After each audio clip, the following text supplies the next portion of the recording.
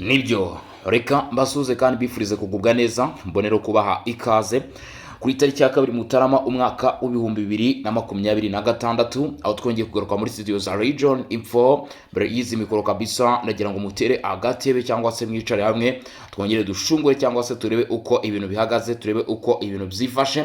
Tuza cyane kandi nshimira abanwanyi abataramukazi inshuti bavandimwe muri mu bihugu bigiye bitandukanye, abari mu gihugu cy'u Burundi by'umwihariko, abari Uganda, abari muri Repubulika Iharanira Demokarasi ya Congo, Brazzaville, Zambia, Zimbabwe ndetse n'ahandi iyo irgota amasimbi kabisa. Mwamaze kwiyemeza kubana natwe mu biganiro n'amakuru tugenda tubagezaho, ndabashimiye cyane. Bravo kuri wamaze gukanda subscribe niba utarabikora, nicyo gihe nako kanye kugira ngo ukore kuri ako kabuto gatukura, ubundi tujye turushaho kugenda tubana umunsi ku wundi mu biganiro ndetse n'amakuru bigiye bitandukanye tugenda tubagezaho. Uyu munsi rero kugeza kuri saa tukaba tugiye kwinjira mu makuru akomeye cyane, ari niyo mpamvu musaba kuza gukurikirana mu by'ukuri aya makuru kuva mu nota wa mbere cyangwa se kuva hanga kugeza mu by'ukuri ku musozo, kuko uraza kumva cyangwa se uraza kwakira amwe makuru utigeze wumva. Mbona ndimo nanjye ngenda nakira muri izi ntangiriro z'umwaka, aho ngiye Bosco nakekaga yuko ibintu bigiye kuba byagiye mu buryo, mbona noneho aribwo ibintu birushaho kuba byafata inina cyangwa se ibintu birushaho kuba byajya ku rundi rwego cyangwa se urwego ruhanitse.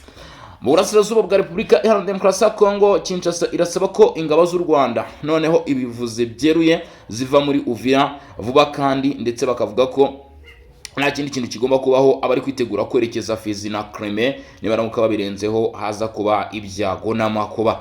Mu kanama kanuni k'umutekano leta ya Repubulika Demokarasi ya Congo yamaze kwinjiramo nk'igihugu kinyamuryango ariko kidahoraho, ibintu bishobora kuba bigiye guhindura isura mu gihe iki gihugu cya Repubulika Demokarasi ya Congo cyahawe amahirwe yo kugaragaramo ahangaha. Martin Fayulu uyu muramuzi yagiye ahangana mu bagiye mu by'ukuri bahanganira kuyobora iki gihugu cya Repubulika Iharanira Demokarasi ya Congo. Mu mbonize cyangwa se ku giti cye aravuga ko ibijyanye n'amasezerano ya Washington we atabibonamo igisubizo habe na rimwe, ahubwo abona ko ari amasezerano yo gutembagaza Repubulika Iharanira Demokarasi ya Congo. Nawe ni ko ubibona nka Martin Fayulu cyangwa se ufite kubyumva? Nyarukira muri comment utanga igitekerezo n'inyunganizi zawe, mu gihe mu by'ukuri tugiye kwimatatura twanzika tudondosha dukubita tureba uko ibintu byifashe.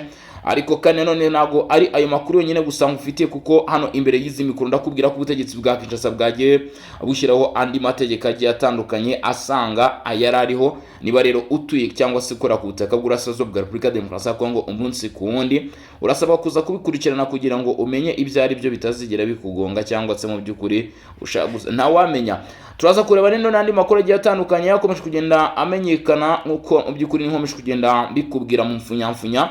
AFC 23 nayo mu by'ukuri burya ngo uhiriye mu nzu naho adapfunda imitwe, ngo imaze gushinja leta ya Kinshasa kutubahiriza amasezerano y'Doha agengwa na Qatar. Ibyo byose rero tukaba tujye kuba twabiva imuzi n'umuzingo, ibyo byose tukaba tujye kuba twabigarukaho hamwe n'andi makuru agiye atandukanye. Unyibere rero mu by'ukuri twicare imbere y'izi mikoro tuganire kuri iki kintu cyangwa se tuganire kuri izi ngingo.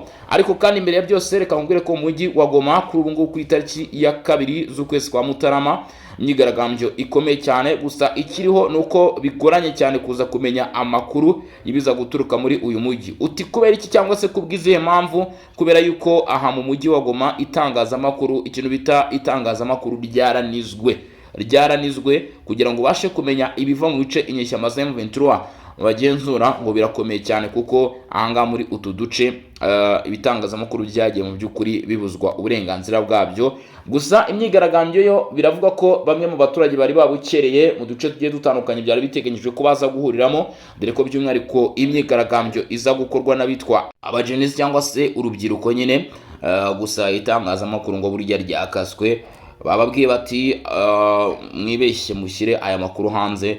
Ibi kandi ni ibintu bisanzwe mu bice bigenzurwa cyangwa se bibasha kuyoborwa n'izi nyeshyamba zo mu mutwe wa M23. Reka twinjire akantu ku kandi tumanze duhere ku icyo izi nyeshyamba zavuze kugeza uyu munsi. AFC M23 cyangwa se umutwe w'inyeshyamba za M23 wavuze ko urimo urashinja leta ya Kinshasa kutubahiriza amasezerano y'Doha. Colonel Nangati kugeza ubu nta numwe mu mfungo warekuwe. Ibyo ni ukubera iki?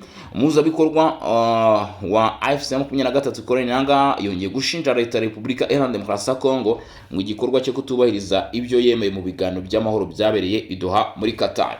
Ariko hano nkaba mvuga nti Colonel Nanga niba avuga ati Kinshasa ntabwo yigeze irekura imfungwa, ariko kandi none umutwe wa M23 ntabwo wigeze wemera ko guverinoma nayo isubira mu bice wigaruriye. Ikindi ntabwo wigeze wemera ko ubuyobozi bwa leta busubiraho, ntiwigeze usubira inyuma, ntiwarambitse intwaro hasi kandi wakomeje imirwano. Ibyo byose nibyo uruhande rw'inyishyamba basabwa kubahiriza, ariko none sinumva impamvu bashaka kuvuga ngo abanyabyaha nk'abariya barekurwe kandi abaturage bakomeje kurenganywa, imirwano ikomeje gukomeza. Ni ukuvuga ngo Kinshasa iramutse ikoze n'ikosa ryo kurekura izi mfungwa nk'uko M23 bivuga, n'abanyabyaha bafashwe, nta kindi cyaba gikuriye no gutiza umurindi n'ubundi bikorwa birimo biraba, cyangwa se no gutiza amaboko ibikorwa by'ubugizi bwa nabi bwa AFC. Ariko reka nkubwire uko Colonel Nanga yavuze mu itangazo riherutse gushyirwa hanze na Colonel Nanga wahoze ayobora komisiyo y'amatora Seni, kuri bakaba yarashinzwe icyo bita AFC cyangwa se ihuriro ry'uruzi rwa Congo, Alliance Fleuve Congo, ribarizwamo inyeshyamba zirimo na mutwe wa 23. Yavuze ko mu mwaka w'2025 umutwe ayoboye wahise n'inzira y'amahoro, ngo nubwo byabaye bigoye ngo kandi byabasabye ibitambo bikomeye ku rugamba.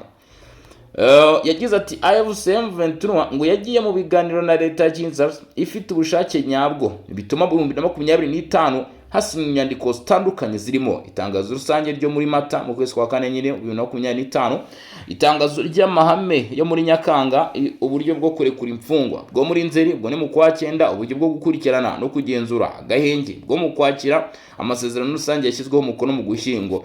AFC 23 rero ikavuga ko ngo yajugaritswe, ngo kuko ayo masezerano yose, ayo matangazo yose yagiye asinwa cyangwa se ashyirwa hanze ku bw'amahame yagengaga inzira igana ku masezerano yose, ngo Kinshasa yayakubye zeru cyangwa se yitabira ibiganiro, ariko nta gaciro yigeze ibiha. Uwo bita Colonel Nanga rero ngo byarababaje cyane, ku rwego bavuga ko cyangwa se basaba ko ibi byakabaye bihabwa agaciro, kuko ngo babona ko barimo kureregwa. Colonel Nanga avuga ko ngo aya masezerano ngo yarenzweho n'ubuyobozi bwa Kinshasa. Ati icyizere cyavutse cyarashutswe mu buryo bubi. Ubutegetsi bwa Kinshasa bwananzwe no kutubahiriza amasezerano n'ijambo bwatanze. Kugeza uyu munsi nta numwe mu mfungwa barekuwe, bikaba ari ukwica ku mugaragaro amasezerano yasinywe. Uyongeye gushinja leta ya Congo gusenya agahenge, avuga ko ari kurenga ku gahenge inshuro nyinshi kandi ku bushake. Ati agahenge karimo gusenywa buhoro buhoro, agahinduke intambara yeruye yadushyizweho cyangwa se yadushojweho. Ku ruhande rwa diplomasi, ibiganiro byabereye i Washington byayobowe na Leta Zunze Ubumwe za Amerika ku buyobozi bwa Perezida Donald Trump, ngo byagaragaje intambwe yo kuba Perezida Felix Tshisekedi na Paul Kagame baremeye gusinya ku masezerano, ariko ngo ibiganiro byabereye i Doha hagati ya Kinshasa na M23 bikomeje kudatanga umusaruro ufatika. Ese turibaza Colonel Nanga ko avuga ko ibiganiro by'idoha ngo mu mahame bagiye basinya mu masezerano yagiye ashyirwaho bidatanga umusaruro ufatika. Ikindi twakubaza, ibya Washington ibyo byigeze bitanga umusaruro mukurikije uko mubibona, cyangwa se ibyabayeho nyuma y'isinywa ryayo ibiganiro cyangwa se amasezerano mubona hari ikintu yigeze atanga? Ngira ngo mu mboni zanjye mbona ko mu by'ukuri ari hafi ya nabyo. Ibi biganiro byari bigamije kunganira iby'i Washington, bigashakira umuti impamvu muzi z'umutekano muke zirimo gusubiza leta ububasha mu bice byafashwe n'imitwe yitwaje intwaro no gusubiza Pluto mu buzima busanzwe abarwanyi. Nyamara ingamba nyinshi zumvikaniyeho kuva muri Mata ntizirashyirwa mu bikorwa kugeza uyu munsi mu kwa 2026.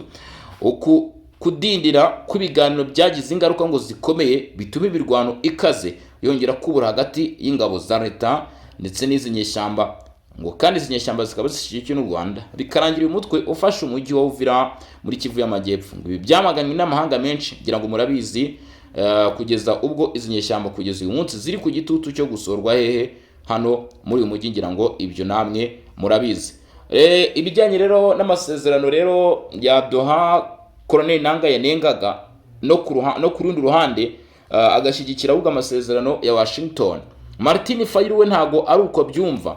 Martin Fayulu we abibona mu mboni zo kuba aya masezerano ahubwo ya Washington ariyo baringa ikomeye cyane yigeze ibaho mu masezerano yagiye asinywa cyangwa se agerageza gutera intambwe yo kuganisha ku gisubizo kibazo biri mu burasirazuba bwa Kongo kuva mu by'ukuri mu myaka 30 ishize kuva iki kibazo cyatangira kubaho kiri mu burasirazuba bw'igihugu. Ni imyaka ubwo irenga 30. Masezerano yasinwe i Washington ku itariki enye Ukuboza 2025 umwaka ushize yatanzwe na guverinoma y'i Kinshasa nk'igikoresho cya diplomasi cyo gutanga umusanzu mu kugarura murasazuba bwa Repubulika ya Demokarasi ya Kongo, ngo yaba yarahungabanyijwe n'ubugizi bwa nabi bwakozwe n'inyeshyamba z'umutwe wa 23 zishyigikiwe n'ingabo z'u Rwanda.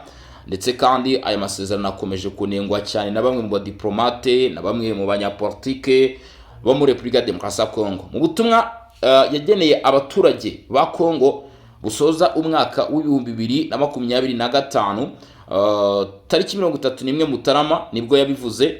Perezida w'ishyaka ryita ku burenganzira bw'abaturage n'iterambere ACD Martin Fayulu Madidi yanenze cyane ko aya masezerano yemeye ngo kandi ngo yakozwe binyuze mu mucyo ku bayobozi bwa Amerika bwa Donald Trump, ariko akaba ntacyo yagezeho cyangwa se akaba ari amasezerano bigaragara ko ari baringa.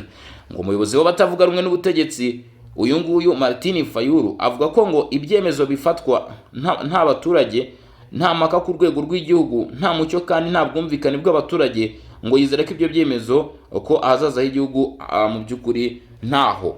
Mu gihe abaturage batari mu bintu, abagenerwa bikorwa badafite uruhare muri ibyo biganiro, wavuga ko hakaba hari uruhande rwari ruhagarariye abaturage, hakabaho impaka ibihugu abaturage bakabiganiro cyangwa se igihugu kikagira ibiganiro n'ingingo gitanga kuri ibi ngibi, atari ku bintu by'amasezerano aza yitura ku gihugu, aza yitura ku banyekongo umunsi ku wundi. Ntago aya masezerano mu by'ukuri ari ayo gutuma igihugu kigira aho cyerekeza. Martin Fayulu rero mu by'ukuri mu mbonize cyangwa se mu jisho rye, ngo iyo arebye ibiganiro bya Washington ntabwo abibona nk'igisubizo kirambye ku bibazo abanyekongo bafite kugeza uyu munsi. Martin Fayulu avuga ko leta ihemukira abaturage cyane, ndetse ibi ngibi bisa nko guca intege ijwi ry'umuturage n'uruhare rw'umuturage ku gihugu no ku bibazo bikomeje kwangiza igihugu by'abagizi ba nabi. Avuga ko mu by'ukuri Repubulika ya Demokarasi ya Kongo ikwiye kuba yafata indi ntambwe kugeza uyu munsi ku bijyanye na diplomasi. Mu by'ukuri ngo hakenewe ingamba zikomeye mu by'ukuri zo kunoza inzira ya Washington, kwibanda ku bibazo biri hagati ya Kinshasa na Kigali, ndetse no gukomeza inzira ya Doha, no kwibanda ku biganiro hagati ya guverinoma ya Kongo n'inyeshyamba za M23 ziri kugurwa no kugera ku bwumvikane mu miterere ya politiki ya Kongo. Martin Fayulu rero akaba ari ubwo buryo abibonamo ibijyanye n'amasezerano ya Washington, akabonamo nk'ingingo ikomeye cyane mu by'ukuri itazigera ituma Repubulika ya Demokarasi ya Kongo ibona amahoro cyangwa se umutekano. Leta y'i Kinshasa muri izi ntangiriro z'umwaka wa 2026 ntabwo bigeze baripfana. Igihugu byanze bikunze bafite ibyo bagomba kuvuga, imigabo n'imigambi igihugu cyifuza, ibyo cyifuza kugeraho, ibyo bifuza gukubera, ndetse na gahunda bafite umutekano w'igihugu, ibigenewe abaturage n'ibindi byose bigiye bitandukanye. Byari ngombwa ko ibibazo by'intambara yo mu burasirazuba bwa Repubulika ya Demokarasi ya Kongo nabyo bigarukaho byanze bikunze, ngira ngo birumvikana. Bavuze rero ku bijyanye n'umujyi wa Uvira kugeza uyu munsi urimo mu by'ukuri cyangwa se uri mu biganza by'inyeshyamba z'umutwe wa 23 cyangwa se wamaze gushyirwa mu matware ayoborwa n'izi nyeshyamba. Kinshasa rero ikavuga ko cyangwa se ikaba yatangaje yuko bitewe cyangwa se biturutse ku kuba iki gice kugeza uyu munsi kiyoborwa cyangwa se kigenzurwa mu by'ukuri n'inyeshyamba za M23 kandi bashinja kuba zishyigikirwa n'uruhande rw'u Rwanda, ngo ibyo bikwiye kuba bizahagarara. Guverinoma ya Repubulika Iharanira Demokarasi ya Kongo iramagana byimazeyo mu buryo bukomeye gukomeza kwigarura ibice by'ubutaka bwayo mu buryo butemewe n'amategeko n'ingabo z'u Rwanda zishinjwa kwigarura nkana ubutaka bwo mu burasirazuba bw'igihugu, cyane cyane bakavuga kandi mu mujyi wa Uvira n'ibice bihakikije ko ahatewe intambwe igaragara mu gufata ibi bice, nk'uko rero biri mu nyandiko cyangwa se mu makuru yaje kuba ashyirwa ahabona cyangwa se ashyirwa ku mugaragaro. Kinshasa rero cyangwa se guverinoma ya Repubulika Iharanira Demokarasi ya Kongo ni ibintu bagiye bavuga kenshi cyangwa se bagiye bagarukaho, bagaragaza ko mu by'ukuri ikibazo kibangamiye uyu munsi iki gihugu cyangwa se kugeza kuri isaha nta kindi, ni ikibazo cyo kuba ubutaka bwabo cyangwa se igihugu cyabo cya Repubulika ya Demokarasi ya Kongo gikomeje mu by'ukuri kuba cyatwarwa n'inyeshyamba. Ngo Kinshasa bavuga no kuri iyi ngingo, Kinshasa yavuze ko ikindi kintu ishobora kuba yavuga cyangwa se isobanura. Kinshasa yagaragaje ko ifite ikibazo cyo kuba izi nyeshyamba noneho zishaka no kurenga muri ibi bice bya Uvira n'ibice bihakikije, bamara kuharenga bagakomeza muri za Crimea bagakomeza uzafizi hose, ndetse kandi ngo bakitwikira n'abarimo twirwaneho. Mu by'ukuri umutwe wa twirwaneho ngira ngo murawuzi, ni umutwe hariya washinzwe ubundi kubera kurwana ku burenganzira bw'abanyamurenge bari bakomeje kugenda bahohoterwa. Ariko kugeza uyu munsi kubera M23, kubera AFC baje kwisanga mu mirwano, rero bitewe nuko burya twirwanaho yo ntago mu by'ukuri bakunda kuba barenga muri biriya bice byo kurinda mu by'ukuri ubutaka bwabo cyangwa se inka zabo byasaburwaga n'ibindi. Ariko kugeza uyu munsi M23 ngo ikaba yifuza ko bakomeza guhangana n'ubutegetsi bwa Kinshasa, mu by'ukuri bagaba ibitero cyangwa se babafasha mu ntambara naho bashyira ibirindiro. Ibyo byose rero mu by'ukuri uruhande rwa leta Kongo Kinshasa rukavuga ko ngo byateguye mu mutwe wa M23 kandi ibi ari ugushora bamwe mu baturage b'iki gihugu mu ntambara, n'abandi bagiye batandukanye mu by'ukuri bagiye bashyirwa muri ibi bibazo. Kinshasa rero ikabyamagana kandi igashyira amakosa mu by'ukuri ku ruhande rw'u Rwanda. Katurebe icyo Kinshasa yaje kuvuga mu itangazo bashyize hanze. Guverinoma ya Repubulika Iharanira Demokarasi ya Kongo yamaganye ku mugaragaro kandi mu buryo bukomeye cyane gukomeza kwigarura mu buryo bunyuranyije n'amategeko ibice by'ubutaka bwayo bikozwe n'ingabo z'u Rwanda, ngo izo ngabo zishinjwa kwagura ku bushake bwazo ibikorwa byazo mu burasirazuba bw'igihugu, cyane cyane mu mujyi wa Uvira ndetse no mu nkengero zawo zigana mu majyepfo. Mu tangazo ryashyizwe ahagaragara ku mugoroba ubwo twari turimo twitegura kwinjira muri uyu mwaka, risa mu by'ukuri nk'ubutumwa bushya bw'umwaka wa 2026, ubutegetsi bwa Kongo bwatangaje ko ngo ibyo bikorwa ari igitero kigaragara ku bwigenge bw'igihugu n'ubusugire, bikaba ari ukurenga ku mategeko mpuzamahanga inshuro nyinshi ndetse no gusuzugura amasezerano yo mu karere n'isi yose yashyizweho. Guverinoma ya Kongo ivuga ko ukuguhungabana k'umutekano kurushaho gukaza umurego ikibazo cy'ubutabazi n'umutekano cyari gisanzwe gikomeye, bigashyira abaturage mu kaga ko guhura n'ihohoterwa rikabisha. Iri tangazo rigira riti: Guverinoma yamaganye kuza kw'indi mitwe 3 mishya y'ingabo z'u Rwanda yashyizwe mu misozi miremire ya Uvira, Fizi na Mwenga, yiyitirira umutwe wa twirwaneho mu rwego rwo guhisha umwirondoro wazo nyakuri n'inshingano zazo. Ibyo bigaragaza umugambi wa gisirikare wateguwe neza ugamije kumanuka ugana Fizi, hanyuma ugakomeza ku murongo w'ingenzi uhuza na Crimea mu ntara ya Tanganyika. Guverinoma ya Kongo yibukije ko ihagaze ku ihame ryo kwamagana ivangura iryo ari ryo ryose, ariko igashimangira ko igitero cya gisirikare cyabaye kwigarura ubutaka bw'igihugu byagaragajwe bigaragaza politike ya leta, bityo bigashyira mu majwi inshingano mpuzamahanga z'ababigizemo uruhare. Itangazo rikomeza rivuga ngo iki, rikomeza rigira riti: muri ibi bihe guverinoma irasaba ko ingabo z'u Rwanda ziva ako kanya mu buryo bugaragara bwemezwa kandi nta mananiza mu mujyi wa Uvira no mu bindi bice byose bya Kongo byafashwe hashingiwe ku cyemezo 27/73 cy'inama y'umutekano ya Loni ku masezerano y'amahoro ya Washington, kandi ibikorwa byose bigabwa ku baturage b'abasivile bigahagarikwa ako kanya direct. Kinshasa kandi yahamagariye abafatanyabikorwa bayo mpuzamahanga gukoresha inzira zose zishoboka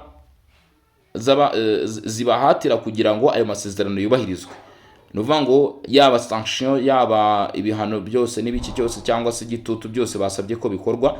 Guverinoma yasoje igira iti: ubu nibwo buryo nyabwo kandi bufatika bwo kugaragaza impuhwe n'ubufatanye bufatika kuri za miliyoni z'abanyekongo bakomeje kuba victime ku bugome bw'u Rwanda. Ku ruhande rwa diplomasi, nubwo perezida wa Leta Zunze Ubumwe za Amerika Donald Trump yagize uruhare mu masezerano yasinwe, bivuga ko ibi bitigeze bitanga umusaruro ufatika kuri ibibazo bigaragara cyangwa se bikomeje kuboneka hano ku butaka bw'uburasirazuba bwa Repubulika Iharanira Demokarasi ya Kongo. Bityo mu by'ukuri mu mboni bikaba bivuga ko hagikenewe izindi mbaraga cyangwa se hagikenewe ubundi bushobozi kugira ngo byibuze ibi bibazo birimo biba cyangwa se ibintu bikomeje kujya mbere hano ku butaka bw'uburasirazuba bwa Repubulika Iharanira Demokarasi ya Kongo bibashe gukemuka. Ntago bihagije gusa ngo aya masezerano yashyizweho na Perezida Donald Trump wa Leta Zunze Ubumwe za Amerika abashe kuba mu by'ukuri yabatanze umusaruro, ariko ndagira ngo nkubwire ko aya masezerano buriya agira icyo bita period cyangwa se igihe aba yaragenwe hari iminsi 90 cyangwa se amezi 3, hari igihe cy'amezi 6 cyangwa se igihe cy'umwaka.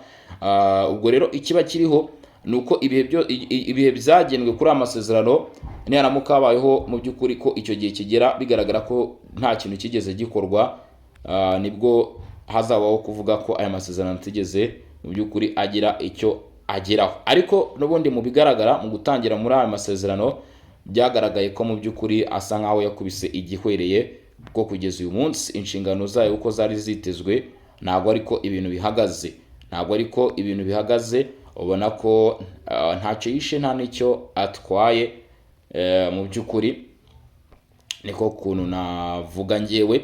Hanyuma rero leta ya Repubulika Iharanira Demokarasi ya Kongo ikomeje mu by'ukuri gushaka ijwi ryayo mu ruhando mpuzamahanga. Repubulika ya Demokarasi ya Kongo yinjiye ku mugaragaro mu bagize inama y'umutekano w'umuryango w'abibumbye UN nk'umunyamuryango udahoraho, cyo bita non permanent, mu gihe cya manda mu by'ukuri y'umwaka 2026-2027. 2026-2027 Repubulika ya Demokarasi ya Kongo ni abamambure b'akanama w'inama y'umutekano w'umuryango w'abibumbye ONU bari non permanent. Bivuze ngo hari bimwe mu myanzuro igomba gufatwa cyangwa se mu bigomba kuganirwaho bagomba kuba bahari. Kuwa kane murabiswe ibihugu bihoraho ni 15, ubwo nabo rero bamaze kwiyongeraho Afrika ngira ngo yemerewe ibihugu bibiri. Kuwa kane ku cyicaro gikuru cy'umuryango w'abibumbye i New York hamanitswe amabendera ibihugu 5 byaturiye kwinjira muri iyo nama y'umutekano. Mu by'ukuri harimo Bahrain, Colombia, Repubulika ya Demokarasi ya Kongo, Lithuania, Liberia.